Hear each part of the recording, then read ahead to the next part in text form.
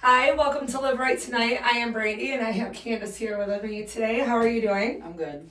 So, Candice, tell us a little about you. Well, 27. I grew up in a town like on the west side of Michigan.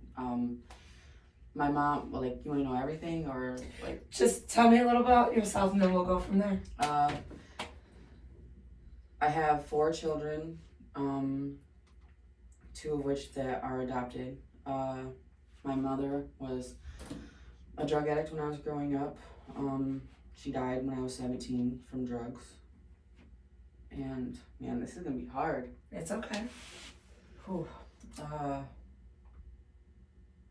That's I have brothers and sisters. I have a birth sister and two stepsisters, and I have a stepbrother and 2 real brothers.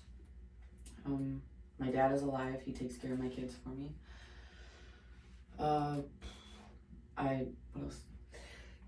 Well, how about this? How about you tell me how much sobriety do you have right now? 4 months. You have 4 months? Yeah, Great. going on 5. I have 100 and I think it's 35 days today. That's awesome. Yeah. That's awesome.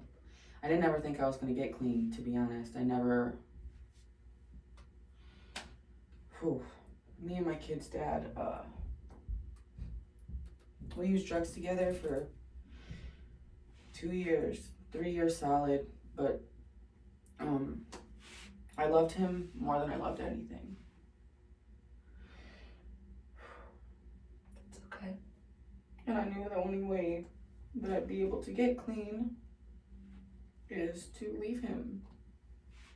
So I did, and I went to rehab a lot. I went to a lot of rehabs. And every time I get out and I do the same thing, I'd go right back to him. I wouldn't worry about my kids. I wouldn't worry about my family. I just go right back to him. And then finally, CPS took my 4th kid, and I went to jail. And I went to jail on my dad's birthday. My birthday was the next day, and that was like the start of me realizing like this has got to change. So after that jail stay, I went to rehab, and it was only a 2-week program. I got out and I went to sober living in Kalamazoo. I felt like I was gonna be okay. Everything was gonna be all right, but then I got kicked out of that sober living house for literally no reason. So after getting kicked out, I went and got high again, but that was only for like a week until I went back to a place called Heroes Hope.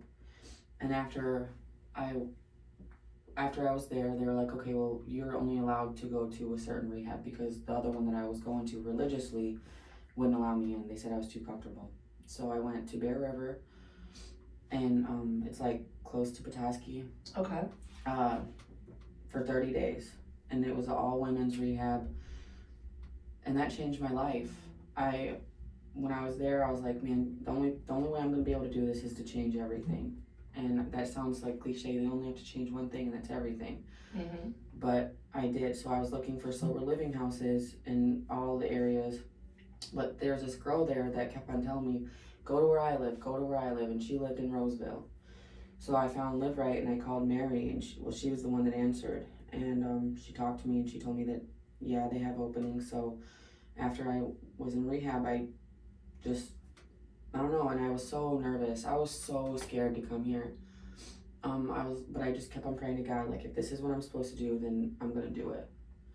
And I came here. You can ask Mary. I was so scared. I was crying. And then Lindsay's the one that picked me up. She was the house manager of the house at the time, and she was so nice. Everybody was so welcoming, and I felt like a relief. I was like, okay, this is where I'm supposed to be. And then when I got to the house, there was a girl there that was getting high, and Lena caught her, and she was like, drop her. Like, the way that she came in, and my first impression of Lena was amazing. I was like, well, you can't get away with nothing here. There's not going to be no bullshit, nothing. And that made me feel like I am at the right place. And then the managers had to step down, and I became the assistant manager of the house, like within 2 days of me being there. I got a job.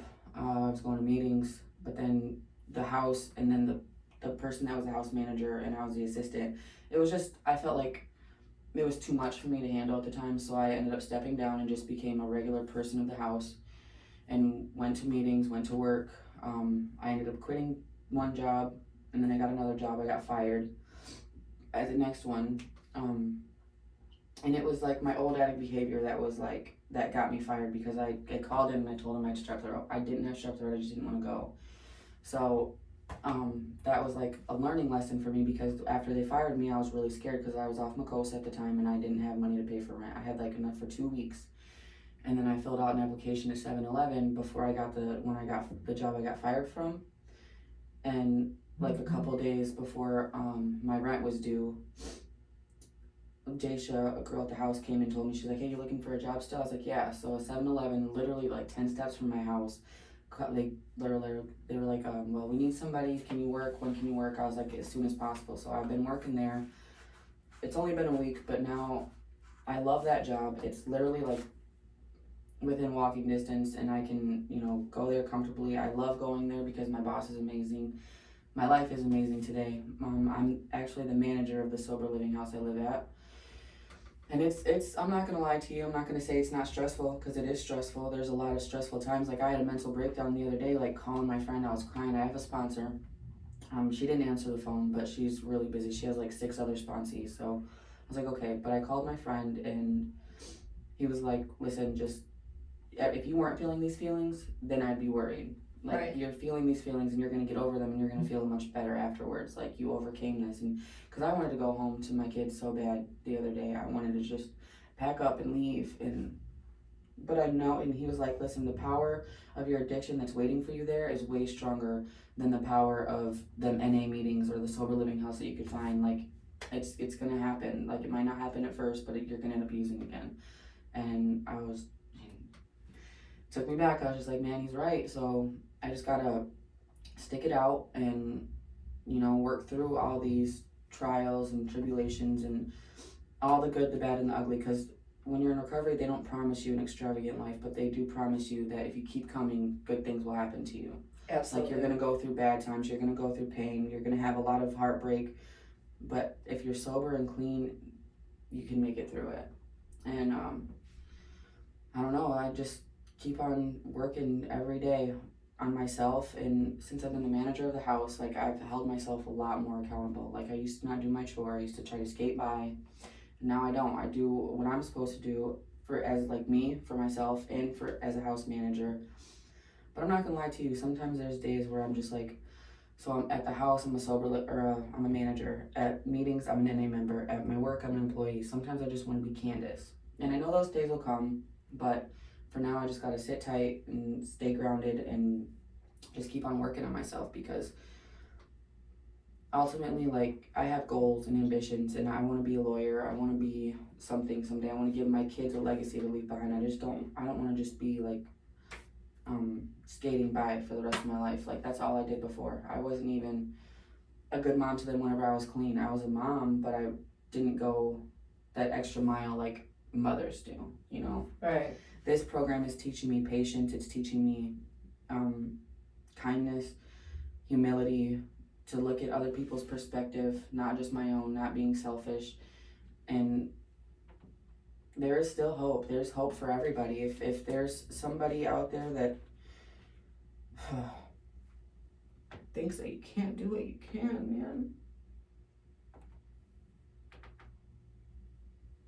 I'm not going to say if I can do it, anybody can do it, but anybody can really do it. Not just because of my background, not just because of their personal background. Like, you could do the worst thing in the world and be the worst person on drugs, but then off drugs, you're like amazing. So just don't give up, man. Don't give up. And I keep on telling myself that every day, don't give up. Because if I do, I'm just going to be right back to square one or dead. Like, I was this close to dying whenever I was out there. Like, my drug of choice was meth, but I started dabbling into heroin, and I just wanted to die. Every day I wanted to die. I didn't want to wake up. Today I want to live, and I'm grateful for that. I'm grateful for God. I'm grateful for my this program. I'm grateful for the fellowship. Live Rite really saved my life. I mean that. It really did. So just keep coming, man. You'll be all right. I'm glad you're coming. Now, one thing I do want to ask you, because I feel, I can feel everything that you're going through, and I understand it, and I know it's a struggle. Every day is a struggle. Yeah. And having to change your whole living, because you have to. Yeah. You have to change everything, because all it takes is one setback, one thing doing exactly what you used to do can make you fall back and lose everything all over again. Yep. What is it that you do every day so you don't do that? What is the tools that keep you every day? I stay uncomfortable. I stay uncomfortable. I stay out of my own way. I don't like do even like my train of thought. Like I changed the way I think, the way I act, and the way I speak, because I used to be really negative. I'd always like look at the negative in every situation. I'm a glass half full kind of person. I just keep on doing the next right thing every day, every time, every time. I haven't had an urge to use since I've been here. I don't know if that's a good or a bad thing, but I have had urges and desires to leave because it's just so stressful. But working through that stress and overcoming it makes me that much stronger. And just so you know, that your urge to leave, that's also an urge to use. Yeah. It might not feel like you want to use it, use at that moment, but that falls into the lines. Because the moment you leave, you don't have all the tools yet. Yep. And you never know. And then again, you never know. You could run with the tools that you have and be, do the right thing. That's not a chance. But at the same time, you are the only person that knows you the best. Mm-hmm.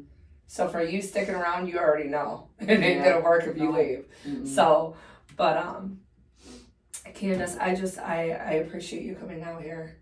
I appreciate you speaking with me, telling your story. People need to hear this, and if it reaches one person, you never know whose life you just saved. And that's why I do what I do. I want people to get out their story. Raw, emotional, all of it, because you know what? It's life.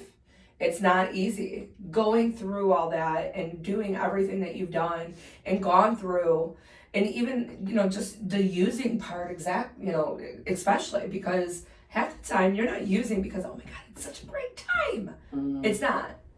It's not fun.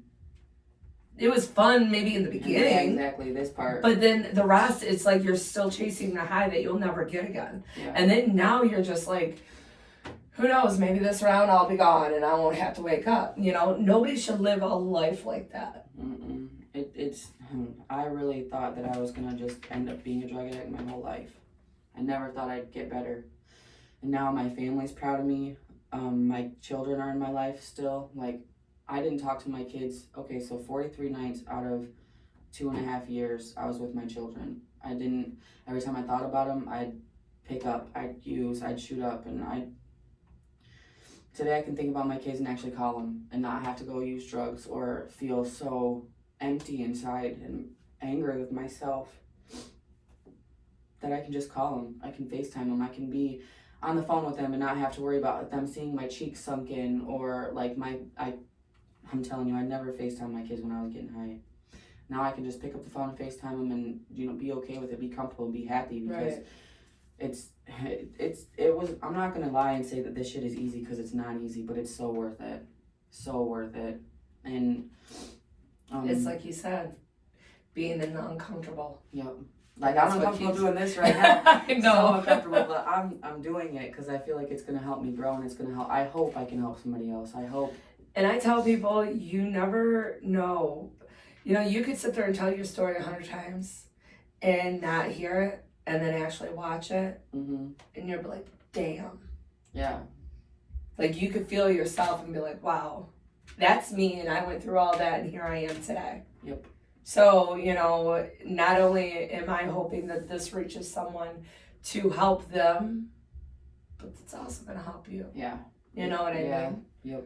So, but Candice, I know you got a meeting to go to, and I want you to get to it. Okay. But I just want to say thank you. Thank you for coming out, talking with me, putting, your story out there, and, pretty much doing what you have to do. And I am proud of you. Thanks. Keep coming. Keep doing coming. this work because you are, I can't guarantee you're going to be a lawyer, but I can guarantee you're going to be better than what you were. Yes, ma'am. So, again, I appreciate you and thank you. Thank you. And everybody else, thank you and have a blessed day. Bye.